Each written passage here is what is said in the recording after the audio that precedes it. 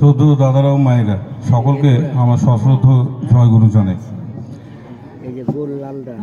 আমার বাড়ি বাঁকুড়া জেলার সোনামুখী নামক একটা জায়গায়। ঠাকুরের দয়াতে পরম পূজ্যপাদ আচার্যদেবের তত্ত্বাবধানে সেখানে পরম প্রেমময়ের একটা বড় শ্রীমন্দির আছে। আমার ব্যক্তিগত সৌভাগ্য, হয়তো পূর্ব কোনো জন্মে কোনো সুকর্ম করা ছিল, জীবনের একটা বড় অংশ সেই মন্দিরে থাকার এবং মন্দিরে কাজকর্ম দেখার, এবং মানুষ পরমপিতার এই কর্মযজ্ঞে নিজেকে আহুতি দিয়ে নিজেদেরকে কেমনভাবে সমৃদ্ধ করে এবং এই সমৃদ্ধ জীবনের অধিকারী হলে একটা মানুষের আনন্দ, সুখ, শান্তি সেগুলো প্রত্যক্ষভাবে দেখার এবং অনুভব করার সুযোগ হয়েছিল।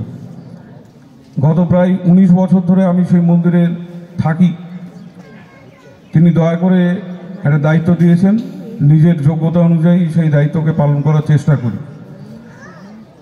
আমরা একটা শব্দ শুনে থাকি, শব্দটা হচ্ছে সহধর্মিণী। এটা সাধারণত স্ত্রীদের জন্য বলা হয়। শব্দটা কিন্তু এই কলিযুগে শ্রী শ্রী ঠাকুর অনুকূলচন্দ্র নিয়েছেন এরকম কোনো শব্দ নয়। শব্দটা চিরকালই ছিল। সহধর্মিণী কথার অর্থ হচ্ছে স্বামীর সঙ্গে যার সহকারে ওই ধর্ম পালন হয় তিনি সহধর্মিণী। স্বামীর সঙ্গে যিনি ধর্ম পালন করেন। আমি একটা রেফারেন্স দিতে চাই, আপনারা ইউটিউব ঘাঁটলে এটা রেফারেন্সটা পেয়ে যাবেন। কুমার বিশ্বাস বলে একজন খুব বড় একজন অধ্যাপক আছে, তো তিনি রামায়ণের ব্যাখ্যা করেন। আমার তার কাছ থেকে ঘটনাটা শোনা। যখন আমরা জানি যে রাবণ মা সীতাকে হরণ করে নিয়ে গিয়েছিল, তারপর যখন রাবণকে হত্যা করা হয় তারপর রামচন্দ্রের সঙ্গে মা সীতার দেখা হয়। আমাদের জানাটার মধ্যে একটু ভুল আছে। এর মাঝেও একবার মা সীতার সঙ্গে প্রভু শ্রীরামচন্দ্রের দেখা হয়েছিল। কখন হয়েছিল? যখন তিনি অকাল বোধন, মানে আমরা যে দুর্গাপূজা করি সেই দুর্গাপুজো করতে যান, এবং এই অকালে দুর্গাপুজো হবে, মা দুর্গার পূজা হবে, এই রকম ক্ষমতাশালী একজন পুরোহিত এই জগতের বুকে কাউকে খুঁজে পাওয়া যায়। একমাত্র ওই রাবণ ছিল সেই পুরোহিত, যার এত ধর্ম সম্পর্কে জ্ঞান ছিল, শাস্ত্র সম্পর্কে জ্ঞান ছিল, এবং ব্যক্তিগত চলনের ক্ষেত্রে যার চলন সেই জায়গায় ছিল যে তিনি একমাত্র এই পুজোর পৌরোহিত্য করতে পারতেন। তো শ্রীরামচন্দ্রের যে দূত ছিলেন তিনি সম্পর্কে রাবণ তাকে দাদু বলত। তো তিনি রাবণের কাছে যখন গেছেন, রাবণ অলরেডি জানেন যে এই ধরনের একটা প্ল্যান প্রোগ্রাম চলছে। তো তিনি যখন আসেন তখন তাকে সাদরে অভ্যর্থনা করেন। তারপর সেই দূত তিনি রাবণকে বলেন যে আমার প্রভু তিনি এই দুর্গাপুজো করতে যান অকালে। আমরা যে দুর্গাপুজোর কথা বলছি সেই শরৎকালীন যে দুর্গাপুজো হয় সেটা। অরিজিনালি দুর্গাপুজো কিন্তু বাসন্তী পুজো বসন্তকালে হয়। তো রাবণ তাকে বলেন যে আপনার প্রভু কি বিবাহিত? তখন বলেন যে হ্যাঁ, কারণ রাবণ সবটাই জানেন। রাবণ বলছেন যে আপনার প্রভু কি দেশ থেকে বেরিয়ে এসে জঙ্গলের মধ্যে আছেন? বলেন যে হ্যাঁ। তখন রাবণ বলছেন যে এটা জেনে রাখুন, এটা আমরা অ্যাকচুয়ালি এখানে অনেকগুলো প্রশ্ন পেয়েছি, যে প্রশ্নগুলো আমার মনে হয় যে দীর্ঘদিন ধরে একটা ধর্মের বিকৃতি এবং বিকৃতি থেকে একটা ধারণা সৃষ্টি হওয়া, তার থেকে এই প্রশ্নগুলোর উদ্যাপন। তো রাবণ বলেন যে পুরোহিতের ধর্ম হলো পুজোর জন্য যা যা প্রয়োজন সেগুলো যদি তার যজমান দিতে না পারেন, ভালো করে শুনবেন, একটা পুজোর জন্য যা যা প্রয়োজন হয় সেটা যদি যজমান দিতে অসমর্থ থাকেন, পুরোহিতের ধর্ম হলো সেই সমস্ত দ্রব্যকে যা যা উপকরণ লাগবে সব নিয়ে গিয়ে পুজো করা। এটা একান্তভাবে ওই যজমানের উপরেই ঠেলে দেওয়া, বিষয়টা কিন্তু সেরকম নয়। তো রাবণ বলেন যে আমি যথাদিনে ওখানে উপস্থিত হব। তো সেই দিন এলো যেদিন এই পুজো হবে। তো রামচন্দ্র সম্মুখীন রাবণ তাকে জিজ্ঞাসা করছেন যে আপনি বিবাহিত? বললেন যে হ্যাঁ। বলে আপনার স্ত্রী কোথায়? অদ্ভুত প্রশ্ন, কারণ তার স্ত্রী তো তার কবজাতেই আছে। মানে আপনার স্ত্রী কোথায়? রামচন্দ্র নিরুত্তর। তখন রাবণ বলছেন যে বিবাহিত পুরুষ মানুষের কোনো ধর্মাচরণ তার স্ত্রী ছাড়া হয় না। বিবাহিত কোনো পুরুষ মানুষের কোনো ধর্মাচরণ তার স্ত্রী ছাড়া হবে না। তারপর নিজে দিকে তাকিয়ে বলছেন যে আমি এমন পুরোহিত নই যে আমার পূজা বিফলে যাবে, আমি আপনার স্ত্রীকে সঙ্গে নিয়ে এসেছি। মা সীতার সঙ্গে তার কন্ডিশন ছিল যে আপনি আমার সঙ্গে যাবেন, পূজা হবে, আমার সঙ্গে ফিরে আসবেন। ওই পুজো করানোর জন্য তিনি মা সীতাকে নিয়ে আসেন। প্রভু রামচন্দ্র এবং মা সীতা পাশাপাশি বসে সেই পুজো হয়, আবার তাকে ফিরিয়ে নিয়ে যান। তো এরপর বলুন যে নারীদের ধর্মাচরণের অধিকার ছিল না কোথায়, কোন যুগে, কোন যুগের রেফারেন্সে এই প্রশ্ন?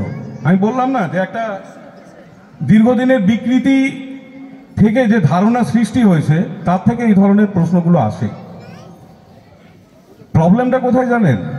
প্রবলেমটা হচ্ছে এই শ্রদ্ধা সীমামা এখানে অত্যন্ত সুন্দর, আমি খুব মনোমুগ্ধভাবে শুনছিলাম, মুগ্ধ হয়ে তার কথাগুলো, যে মেয়েদের কি কি করা উচিত, নারীদের কি কি কর্তব্য, ঠাকুর কি কি বলেছেন।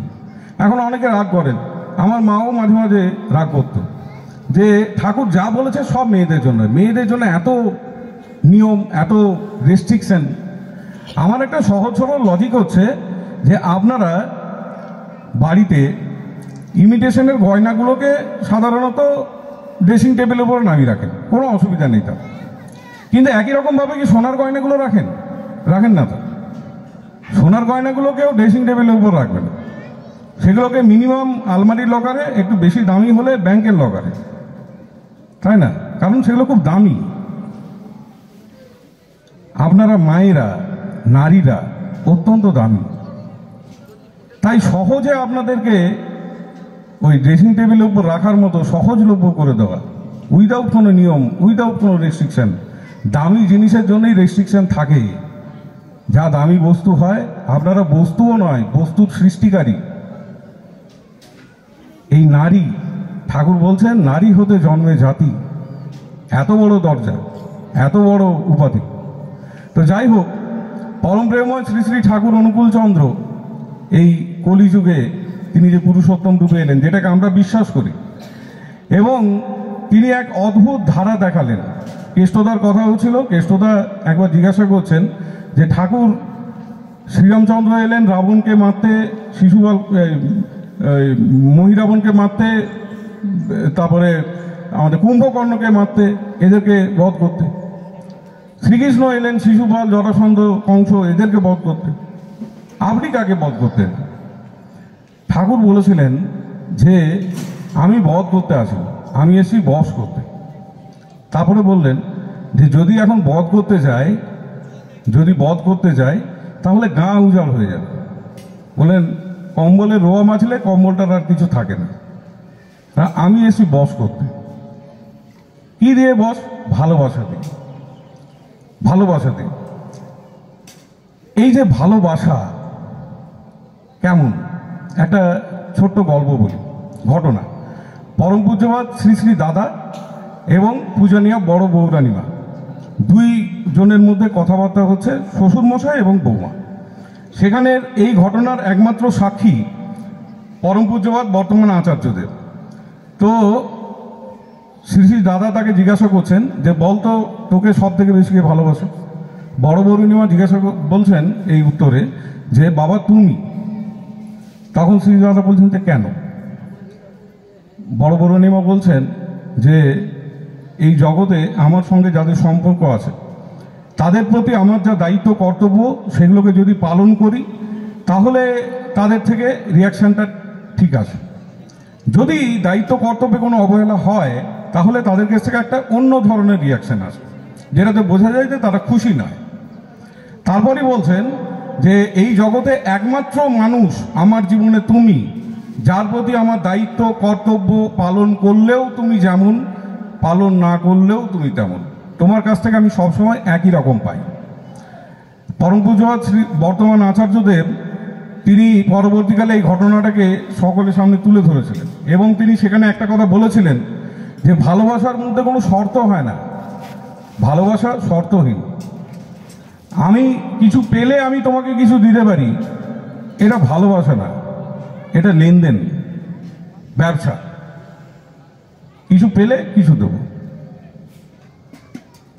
আচার্যদেব বলছেন যে লাভ ইজ আনকন্ডিশনাল, ভালোবাসার মধ্যে কোনো শর্ত নেই, শর্তহীন।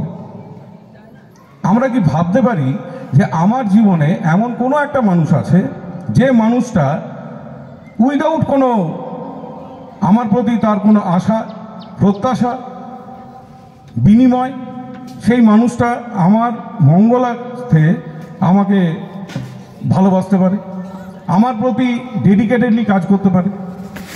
আমরা প্রত্যেকে যদি নিজেদের জীবনগুলোকে দেখি তাহলে দেখব যে আমিও যেমন কাউকে সেই জায়গাতে রাখতে পারিনি যার প্রতি আমার ওই রকম শর্তহীন একটা সম্পর্ক দাঁড়িয়ে রয়েছে, শুধুমাত্র তার ভালো করার জন্য আমি ভাবনা চিন্তা করি, ঠিক সেরকমভাবে আমার প্রতিও কেউ সেরকম ভাবে। কারণ জগতের বুক থেকে এই ভালোবাসাটা উড়ে গেছে, ভালোবাসার কালচারটা নেই। বাকি সব কিছু আছে, যদি কিছু নাই এই জগতে এই মুহূর্তে সেটা হচ্ছে ভালোবাসা। প্রত্যেকটা সম্পর্ক ওই লেনদেনের উপরে দাঁড়িয়ে আছে, করলে হবে না করলে হবে। এই লেনদেনটা আমাদের সম্পর্কের একটা স্বাভাবিক জায়গা হয়ে গেছে। এখান থেকে সমস্ত এই অশান্তি, এই দুঃখ কষ্ট ঝগড়া বিবাদ, এই সমস্ত কিছু সৃষ্টি। পরম প্রেমময় শ্রী শ্রী ঠাকুর অনুকূলচন্দ্র তার আজীবনকাল ধরে, আমি যদি ঘটনা বলতে থাকি আজকের রাতটা কাভার হয়ে যাবে, এত ঘটনা আছে, আজীবনকাল ধরে তিনি দেখালেন যে মানুষের প্রতি শর্তহীন হয়ে কেমনভাবে তাদের মঙ্গলার্থে কাজ করা যায়। ঠাকুরের কাছে একজন ভদ্রলোক থাকতেন, খুব বড় কবি, হেমকবি। ঠাকুর তাকে তার নিজের কাছে রেখেছিলেন। আপনারা অনেকেই ঘটনাটা জানেন। তিনি যেমন খুব বড় কবি ছিলেন, ঠিক সেরকম খুব বড় মাতাল ছিলেন। মদ ছাড়া তার দিন শুরু হতো না, মদ ছাড়া তার দিন শেষ হতো। অল টাইম মদ খেতেই হবে। ঠাকুর যখন তাকে রাখতে চাইলেন তার শর্ত ছিল একটাই, যে আমাকে মদ খাওয়াতে হবে, তবে আমি থাকবো, নইলে থাকবো না। তো এইরকম চলতে থাকে। ঠাকুর প্রত্যেকদিন মদ আনান, তাকে খাওয়ান, আশ্রমের মধ্যে হাজারো লোকের সমালোচনা, হাজারো লোকের নিন্দা, সমস্ত কিছু সহ্য করে এই ভদ্রলোক ওখানে থাকেন, ওখানে থেকে মদ খান। তো একদিন ওই মদ খেয়ে ঠাকুরের গায়ে সেই ভদ্রলোক বমি করে ফেলেছে। পরে যখন তার সংজ্ঞা এসছে তখন তিনি এই অবস্থাটা দেখতে পান। তো তারপর তার মধ্যে একটা রিপার্কেশন হয়, একটা অনুতাপ হয়। তিনি তারপরে এসে ঠাকুরকে বলেন যে ঠাকুর, আপনি আমাকে তাড়িয়ে দেন এখান থেকে, আমি এখানে থাকার যোগ্য নই, আমার জন্য আপনাকে এত কিছু সহ্য করতে হয়, আপনাকে তাড়িয়ে দেন। ঠাকুর বলেন যে না, আমি আপনাকে তাড়াতে পারবো, আপনি এখানেই থাকবেন। অনেক জোরাজুরির পর তিনি ওই হেমকবি বলছেন যে ঠাকুর, এত সবের পরও আপনি আমাকে কেন রাখতে চাইছেন, তাড়িয়ে দেন, আমি চলে গেলে আশ্রমের ভালো হয়। তখন ঠাকুর বলছেন যে পঞ্চানন্দা, আমার এই আঙ্গুলটা, এতে যদি পচন ধরে আমি কি এটাকে কেটে ফেলে দিই, নাকি এটাকে সারিয়ে তোলার চেষ্টা করি? খুব ভালো করে ভাববেন, কি গভীর কথা।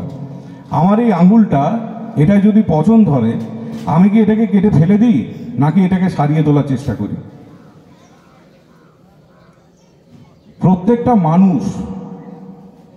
প্রত্যেকটা মানুষ তার জীবনের অঙ্গ, এই অনুভূতির জায়গা থেকে তিনি আজীবনকাল মানুষের জন্য করে গেছে এবং সহজ স্বাভাবিকভাবে, কোনো চিন্তা ভাবনা করে না। আমরাও করি, চিন্তা ভাবনা থাকে যে এর পিছনে অনেক বড় একটা রিটার্ন আমার দরকার হয়।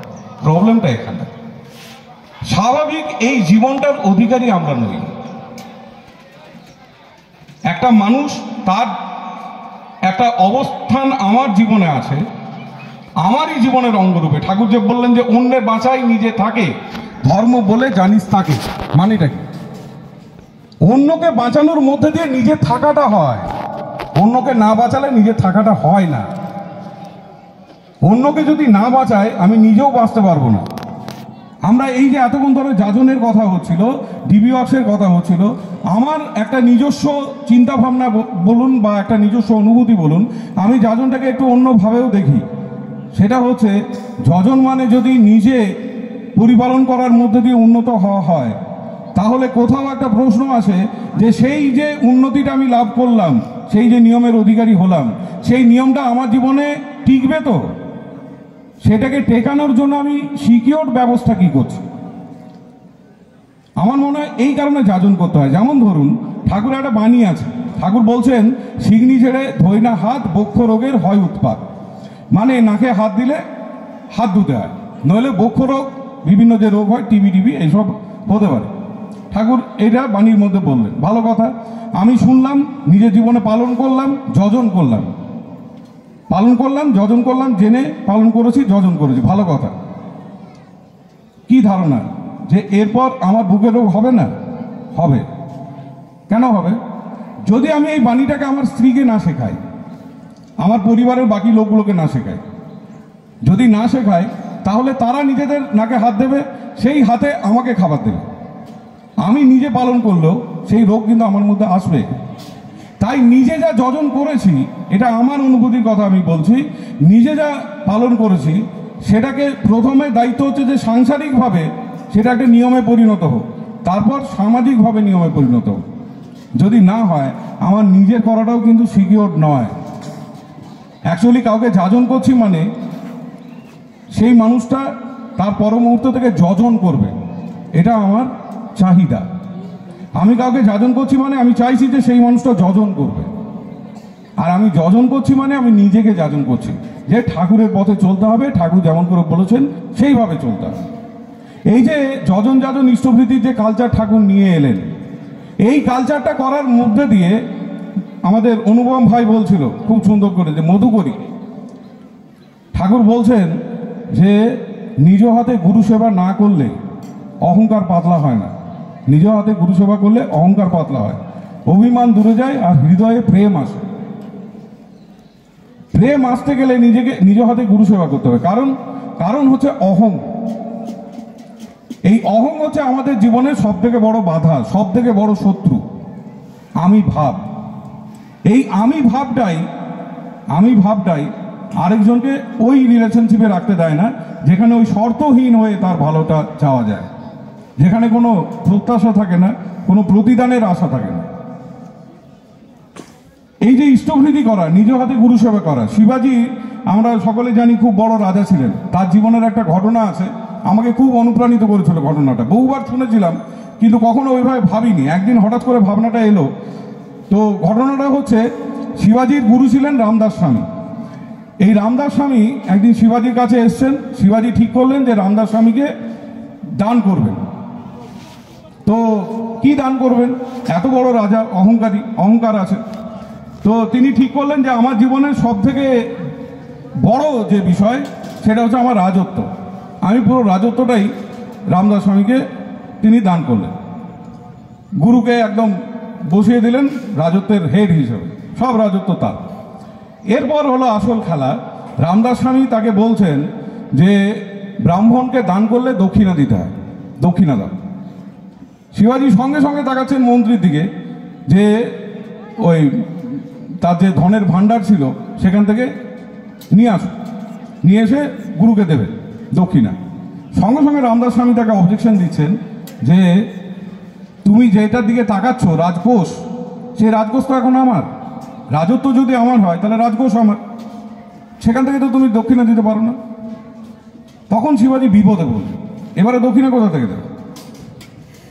রামদাস স্বামী উত্তর দিলেন, বললেন যে নগরে যাও, নগরে গিয়ে ভিক্ষা করো মানুষজনের কাছে, ভিক্ষা করে এনে দক্ষিণা দাও। শিবাজি গেলেন নগরে, সকলের কাছে ভিক্ষা করলেন, ভিক্ষা করে তিনি রিটার্ন এলেন রামদাস স্বামীর কাছে। রামদাস স্বামীকে এসে দক্ষিণা দিলেন। তারপর রামদাস স্বামী বললেন যে আমি ব্রাহ্মণ, আমার কাজ এই রাজত্ব পালন করা নয়, আমার হয়ে আমার রাজত্বটা, তুমি ক্ষত্রিয়, তোমার কাজ হচ্ছে রাজত্ব পালন করা, তুমি পালন করো, আমার রাজত্বকে তুমি পালন করো। মজার বিষয় হচ্ছে এই ঘটনার মধ্যে সব থেকে দেখার যে বিষয়টা সেটা হচ্ছে যে যখন তিনি দক্ষিণা চেয়েছিলেন শিবাজির প্রাথমিক রিয়াকশনটা কী ছিল। প্রাথমিক রিয়াকশনটা ছিল প্রথমেই সে গিয়েছিল কিন্তু রাজঘোষের দিকে, প্রথমেই তার দৃষ্টিটা পড়লো রাজঘোষের দিকে। ভেবে দেখুন, যে মানুষটা কয়েক মিনিট আগে তার সম্পূর্ণ রাজত্বটা তার গুরুকে দান করেছে, সেই মানুষটা ওই মুহূর্তে টাকার প্রয়োজনে কিন্তু সেই রাজঘোষের দিকেই তাকাচ্ছে। তার মানে হলো দুহাত দিয়ে রাজত্বটা দেওয়া সহজ, মন থেকে রাজার ভাবটাকে তাড়ানোটা কঠিন। দুহাত দিয়ে রাজত্ব দিয়েছে সহজ ব্যাপার, মন থেকে আমি রাজা এটাকে তাড়াতে পারেনি। তাই প্রাথমিক রিয়াকশন ছিল রাজঘোষের দিকে তাকানো, ওটার অধিপতি এখনো আমি। ঠিক এটাকে ভাঙার জন্যই রামদাস স্বামী তাকে দিয়ে ওই ভিক্ষা করিয়েছিলেন। যতক্ষণ না মানুষ নিজ হাতে এই গুরু সেবার কাছে যাবে, ততক্ষণ পর্যন্ত ধর্মের যে মূল বিষয় নিজেকে জানা, নিজেকে বোঝা। ধর্মটা কি? ধর্মটা হলো নিজেকে বোঝা, নিজেকে জানা। জিসাস ক্রাইস্টের একটা কথা আছে, নো দাইসেলফ, নিজেকে জানো। যে মানুষ নিজেকে জানে না, নিজেকে বোঝে না, সে কখনো ধার্মিক না। একটা ধার্মিক মানুষের লক্ষণই হচ্ছে সে নিজেকে বুঝবে, নিজেকে জানবে, নিজের ভালোটাকেও বুঝতে পারবে, নিজের খারাপটাকেও বুঝতে পারবে, এবং তার প্রতিনিয়ত চেষ্টা থাকবে নিজের ওই খারাপগুলোকে নিরোধ করার মধ্য দিয়ে, কমানোর মধ্য দিয়ে ভালোটাকে বাড়ানো। এটা একটা ধার্মিক মানুষের লক্ষণ। যে মানুষ বলে যে আমি নিজেকে বুঝতে পারি না, সে ধার্মিক না। একটা ধার্মিক মানুষের নিজের প্রতি স্বচ্ছ ধারণা থাকবে, আর সেটা তখনই সম্ভব যখন সেই গুরুকে সে নিজ হাতে সেবা করবে। গুরু সেবা, এই যে ইষ্টভৃতি নিয়ে এত কথা হলো, এই ইষ্টভৃতির কালচারটা অ্যাকচুয়ালি একটা ক্যাপসুলের মতো, যেখানে ওই ব্রহ্মচর্য আশ্রমে যে চাষ করতে হতো, গুরুর জন্য গরু চড়াতে হতো, বিভিন্ন যে কাজগুলো করতে হতো, ভিক্ষা করতে হতো, এই সব কিছুর একটা সামারাইজ ভার্সন ক্যাপসুলের মতো তিনি এই যুগের উপযোগী করে ঠাকুর আমাদের সামনে তুলে ধরেন। যদি আমি এই ক্যাপসুলটাকে নিতে পারি, তাহলে প্রথম যেটা হবে, আমার অহংকারটা পাতলা হবে। আমার জীবনেও আমার থেকেও কেউ শ্রেষ্ঠ, আমরা প্রত্যেকে একটা গণ্ডি মানিয়ে চলি, যে গণ্ডিটার মধ্যে এমন কোনো মানুষ থাকে না। এটা আমাদের জীবনের বড় একটা দুর্ভাগ্য বর্তমান দিনে, যে আমাদের জীবনে এরকম একটা মানুষ নাই যে মানুষটা চোখে আঙুল দিয়ে বলতে পারবে যে তুমি যেটা ভাবছো সেটা ভুল, তুমি যেটা করছো সেটা ভুল। এইরকম একটা মানুষকে আমরা আমাদের জীবনে রাখিনি। এর ফলে কি হয়, আমরা পরের পর ভুল করতে থাকি। আর রাবণের পতনের মূলে শুধু রাবণ একা ছিল না, তার হাজারো তোষামোদকারী মানুষ ছিল। দুর্যোধনের পতনের মূলে দুর্যোধন একা ছিল না, তার পেছনে হাজারো তোষামোদকারী মানুষ ছিল, যারা প্রতি মুহূর্তে বলে গেছে তুমি ঠিক। এইরকমভাবে আমরাও আমাদের সার্কেলটাকে তৈরি করে ফেলেছি, যে সার্কেলটার মধ্যে আমরা একটাও এরকম মানুষ রাখি না যে মানুষটা আমাকে জোর গলায় বলতে পারে যে তুমি যেটা করছো সেটা ভুল। এইরকম একটাও মানুষ নাই, কারণ আমি অহংকারী, আমি রাখতে পারিনি, আমার ভুলটাকে আমি সহ্য করতে পারি না। এই যে নিজ হাতে গুরু সেবা করা, তার মানে আমি দিনটা শুরু করছি ইষ্টভৃতির মধ্যে আমরা কি বলি, তোমার দয়ায় লবেছি জনম। আমরা অনেক দয়ার ঘটনা বলি, অনেক দয়ার কথা বলি, সব থেকে বড় দয়া তো আমাদের জীবনটাই। আর এটা আমরা প্রতিদিন স্বীকার করি ঠাকুরের কাছে, আমার কাছে এর থেকে বড় দয়া আর কিছু হয় না। তোমার দয়ায় লবেছি জনম, সকলই পেয়েছি আমি, তোমার দয়াতে আমার জীবন লাভ, তোমার দয়াতে আমার জীবনে সব কিছু প্রাপ্তি। এটা স্বীকার করে যে দিন শুরু করা, এখান থেকেই আমার জীবনে একটা অস্তিত্ব তৈরি হয়, একটা ব্যক্তির অস্তিত্ব তৈরি হয়, যে ব্যক্তি সব দিক থেকে আমার থেকে শ্রেষ্ঠ, তিনি হলেন আমার জীবনের গুরু। যখন আমি দেখতে পাই প্রত্যেকটা মুহূর্তে আমার সঙ্গে এরকম একটা মানুষ আছেন যিনি সব দিক থেকে আমার থেকে শ্রেষ্ঠ, তাহলে অহংকার কোথায়? তখন তো শ্রেষ্ঠত্বের বড়াই আসে না, তখন শ্রেষ্ঠত্বের জায়গাও আসে না। তখন কি হয়, তখন ওই শিক্ষার্থী শিখবো তার কাছে কেমন করে চলতে হয়, কেমন করে চলতে হয়। এই যে অহংকারের জায়গায় যখন হাত পড়লো, অহংকারটা পাতলা হলো, অভিমান দূরে গেল, আর এর ফলে হৃদয়ে প্রেম এলো, হৃদয়ে প্রেম এলো। এই যে ঠাকুর সত্যানুসরণ গ্রন্থ যেটা তিনি নিজের হাতে লিখেছেন, তাতে একটা কথা আছে যে ভক্তি এনে দেয় জ্ঞান, জ্ঞানে সর্বভূতে আত্মবোধ হয়। প্রকৃত জ্ঞানী মানুষ সে যে সর্বভূতে আত্মবোধ করতে পারে। সেই মানুষটা জ্ঞানী মানুষ নয় যার প্রচুর ডিগ্রি আছে, এবং এই ডিগ্রিগুলো এই সর্বভূত থেকে তাকে আলাদা করে দিয়েছে, যে আমি ওদের সঙ্গে মিশতে পারি না, আমি এদের সঙ্গে মিশতে পারি না, কারণ এরা আমার মতো শিক্ষিত নয়, আমার মতো টাকা পয়সা নয়। সেই মানুষটা সবচেয়ে বড় অজ্ঞানী, যে এই ডিগ্রিগুলোর জন্য, এই উপাধিগুলোর জন্য নিজেকে সর্বভূতে আত্মবোধ করতে পারছে না। এই যে ডিবি ওয়ার্কসের কাজ, ডিবি ওয়ার্কসের কাজের মধ্যে প্রথমেই আমাদেরকে যেটা করতে হয় যে মানুষের ভালো মন্দটাকে জিজ্ঞাসা করা, এখান থেকে শুরু হয় ওই সর্বভূতে আত্মবোধ হওয়া। এমনি এমনি না, এর ডেপথ প্রচুর। সর্বভূতে আত্মবোধ হলে বোঝা যাবে যে আমার জীবনে আমি জ্ঞানী, তার জীবনের জ্ঞান আছে। যদি জীবনের জ্ঞান থাকে তাহলে জীবনটাকে এনজয় করে, উপভোগ করে চলা যাবে আনন্দের সঙ্গে। যদি না থাকে, ওই যে অনুপম ভাই বলছিল অবসাদ, এই আশঙ্কা, এই ভয় প্রত্যেকটা মুহূর্তে মানুষকে গ্রাস করবে, যে আমি যে পজিশনটাকে হোল্ড করছি যে কোনো মুহূর্তে সেটা চলে যেতে পারে। সেখান থেকে আসে অবসাদ। যখনই সেই হোল্ডিংটা থাকে না তখনই জীবন অবসাদ আসে। একটা ওই কবিতা ছিল না, আমরা সকলেই পড়েছি, বিদ্যে বোঝায় বাবু মশাই। হ্যাঁ, সেখানে ঘটনাটা কি, যে একজন জ্ঞানী মানুষ, মানে তথাকথিত জ্ঞানী, প্রচুর পড়াশুনো, তার বৈশিষ্ট্যই হচ্ছে মানুষজনকে বিভিন্ন ধরনের প্রশ্ন করে আর তাদেরকে নাকানি চোবানি খায় প্রশ্ন দিয়ে। তো সেই মানুষটা একদিন একটা নৌকাতে উঠেছে, নদী পারাপার হবে, যেমন আপনাদের এখানে নদী আছে, তো মাঝি ভাই আছে আর সে আছে।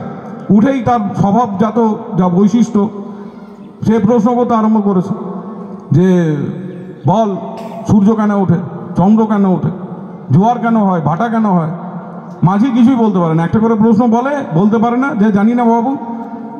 ওই বিদ্যে বোঝায় বাবু মশাই সময় সময় বলে তোর জীবন 4 আনা ফাঁকি, এটা কেন হয় জানি না বাবু, তোর জীবন 8 আনা ফাঁকি। এরকম করে 12 আনা অবধি চলে গেছে, মাঝির জীবন শেষ, মানে ওই বাবুর কথাতে। এই সময় মাঝ নদীতে উঠল ঝড়, নৌকা টলমল। মাঝি ভোগলা দাঁতে বলছে বাবু সাঁতার জানেন? বাবু বলছে যে না। মাঝি তখন বলছে বাবু আপনার জীবন 16 আনাই ফাঁকি, এখন আপনাকে বাঁচাবে কি? জীবনের জ্ঞান চাই, আর জীবনের জ্ঞান জীবনেশ্বরকে ধরেই হতে পারে।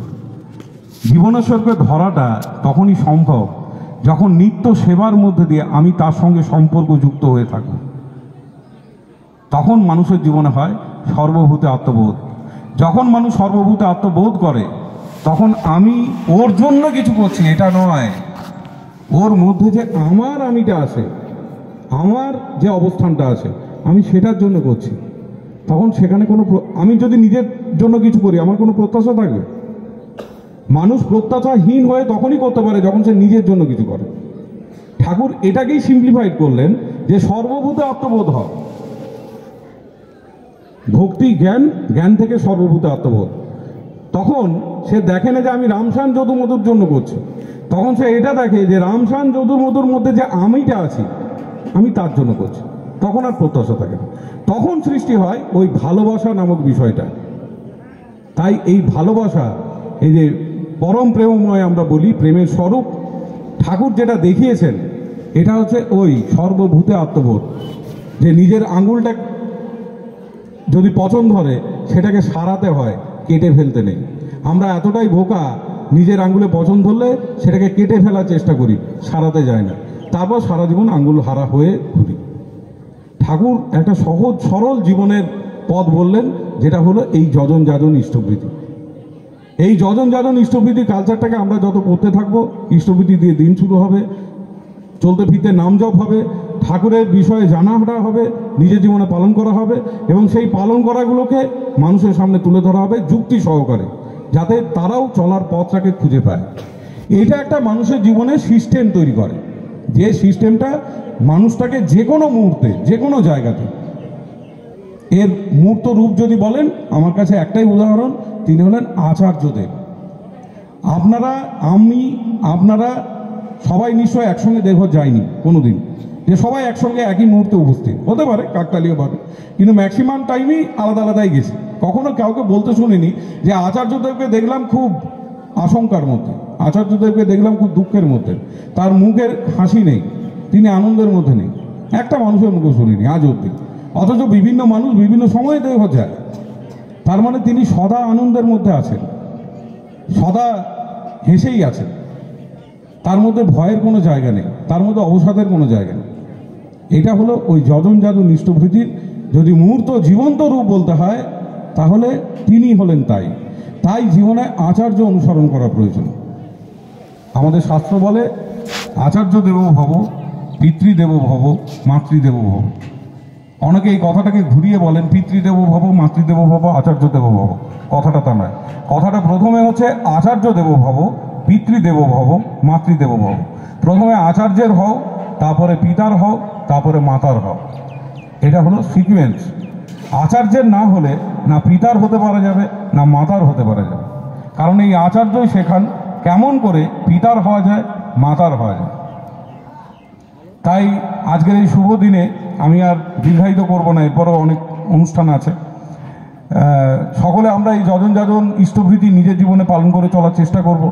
এই এলাকাতে বহু মানুষ দীক্ষিত আছেন, হয়তো ইষ্টভৃতি করার যৌক্তিকতা বা ইষ্টভৃতি করলে কি হয় সেই ধারণাটা সম্পূর্ণ নয়, সেই ধারণাটা পরিষ্কার নয়।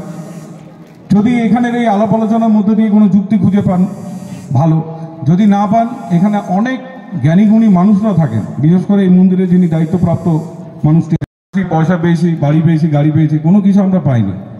ভেবে দেখবেন যে বাড়িটাতে আমরা থাকি না, এই বাড়িটা কতবার তার মালিক পরিবর্তন করেছে ভেবে দেখবেন।